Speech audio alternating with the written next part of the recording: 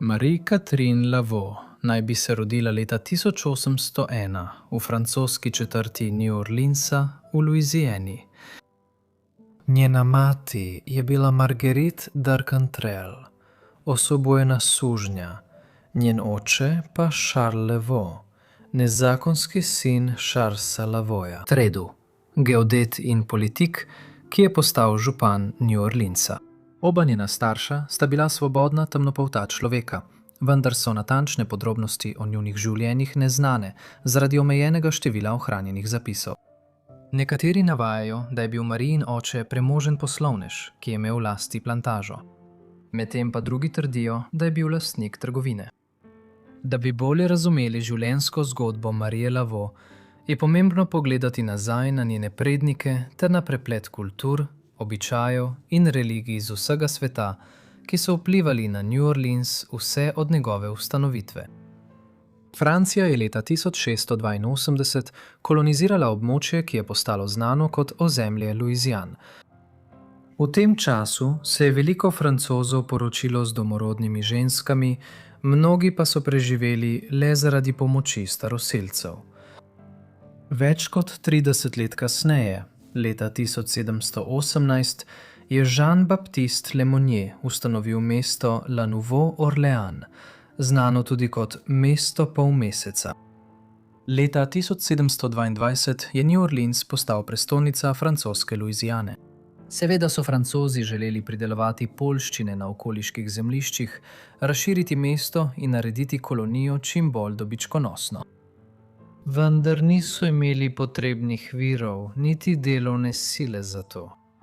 Zaradi tega so tisoče ljudi iz Zahodne in Srednje Afrike odpeljali iz njihovih domovin in jih pripeljali v pristanišča New Orleansa, kjer so jih prodali kot sužnje. Točno to se je zgodilo Lavauxevi prababici leta 1743. Na koncu je bila zasužnjena v tuji deželi, potem ko so jo ugrabili njeni družini. Približno v tem času je niz zakonov, znanih kot črni zakonik, ki so jih uvedli Francozi, postal bolj liberalen. To je bilo predvsem zato, ker je francoska Louisiana postala del španskega ozemlja. Po več letih vojn v regiji je Francija ugotovila, da je vzdrževanje kolonije izjemno drago. Zato je bila leta 1762 podpisana pogodba iz Fontainebleauja, s katero je Francija Louisiano odstopila Španiji. Pod špansko jurisdikcijo je bilo ravnanje z zasužnjenimi ljudmi nekoliko boljše. V prostem času so lahko delali in varčevali, da bi si kupili svobodo, ob nedeljah pa so smeli iti na trg in plesati ob afriških ritmih. Poleg tega so bile zdaj dovoljene zveze, podobne zakonski zvezi med belimi moškimi in svobodnimi temnopoltimi ženskami. Babica Marie Lavaux, Katarina, se je rodila v suženjstvu nekaj let prej. Na koncu jo je kupila svobodna temnopolta ženska in uspešna podjetnica po imenu François Pomé. Vendar si je s trdim delom uspela kupiti svobodo, pri 42 letih pa si je celo zgradila prikupen dom v francoski četrti New Orleansa, najstarejši soseski v mestu. Koča na ulici St. Anne bi kasneje postala slavna kot dom Marie Lavaux, znamenite mestne kraljice vuduja. Marijina mati se je prav tako rodila v suženjstvu, vendar je bila zaradi pridnega dela za svoje lastnike osvobojena že pri 18 letih. Oktobra 1800 se je španska oblast v New Orleansu in Louisiani končala s tretjo pogodbo iz San Ildefonsa. V njej bi špansko cesarstvo Louisiano ponovno preneslo na Francijo v zameno za vojvodino Parma. Vendar se je Napoleon Bonaparte kmalu odločil, da ne bo obdržal tega ogromnega ozemlja. Revolucija na Haitiju in prekinitev odnosov z Združenim kraljestvom sta ga pripeljali do tega, da je Louisiano leta 1803 prodal novo ustanovljenim Združenim državam Amerike za $15 milijonov. Aprila 1812 je Louisiana uradno postala 18. zvezna država Združenih držav Amerike. Vendar pa je bila predtem zelo drugačna od drugih zveznih držav. Velik vpliv različnih kultur je pomenil, da je bila francoščina glavni govorjeni jezik. Uradni dokumenti so bili v španščini, uradna vera pa je bila katolištvo. Poleg tega je bilo veliko belih južnjakov proti ideji, da bi lahko temnopolti ljudje imeli sužnje in vodili podjetja, ter da bi sužnji imeli priložnost zaslužiti svojo svobodo. Marie Laveau je bila odličen primer kulturne raznolikosti, ki je obstajala v New Orleansu. Bila je svobodna temnopolta ženska afriškega, staroselskega in francoskega porekla. Podrobnosti o njenem zgodnjem življenju so redke, vendar je znano, da je kot otrok skoraj vsak dan hodila k maši. Marie je bila verjetno vzgojena v hiši svoje babice, kjer se je izučila za frizerko. V New Orleansu so se rimsko-katoliške prakse prepletale z vudujem. Na primer, praktiki so verjeli v Boga, hkrati pa so komunicirali tudi z duhovi prednikov. Vodujski obredi so Marije zelo zanimali. Mnoge od teh praks je podedovala po materi in babici. 4. avgusta 1819 se je Marie Laveau poročila z Jacquesom Parisom v katedrali svetega Ludvika. Podrobnosti o njunem razmerju so redke, vendar je znano, da je bil Jacques svoboden temnopolti moški, ki je delal kot mizar. V New Orleans je pobegnil kot begunec, tako kot tisoči drugih med haitijsko revolucijo. Marijin odnos z Jacquesom se je moral začeti nekaj let pred poroko, saj sta imela hčerko Félicité leta 1817 in Marie-Ange leta 1820. Krstni zapisi iz katedrale svetega Ludvika to dokazujejo. Vendar so v 1820 letih vsi zapisi o Marijinih hčerkah izginili. Možno je, da so umrle. Medtem pa drugi ugibajo, da v resnici sploh nista imela otrok. Verjame se, da je Jacques Paris umrl leta 1820, vendar ni nobene dokumentacije o njegovi smrti, le izjava v krstnem zapisu njegove hčerke. To nenadno izginotje je ena od številnih skrivnosti, ki obdajajo Marijino življenje. Vendar pa je znano, da se je približno v tem času začela imenovati vdova Paris. Marija se je leta 1826 ponovno zaljubila v plemiča francoskega rodu po imenu Louis Christophe Duménil de Gapillon. Bill je premožen bel gospod, ki je prihajal iz ugledne družine iz New Orleansa. V tistem času se medrasni pari niso smeli poročiti.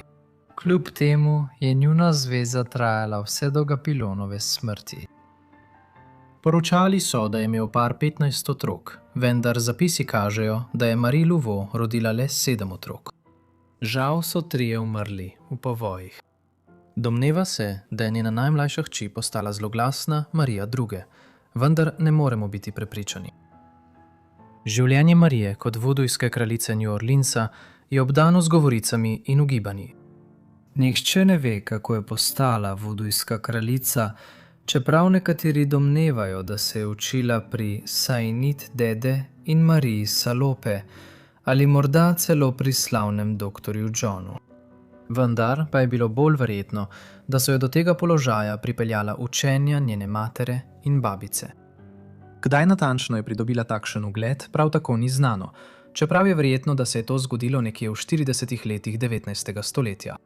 Časopisni članek iz leta 1869 omenja, da je Marie Laveau vladala kot kraljica vuduja četrt stoletja. Življenje svobodnih ljudi mešanega porekla je bilo v New Orleansu negotovo, saj so bili na robu revščine in zasužnjenja.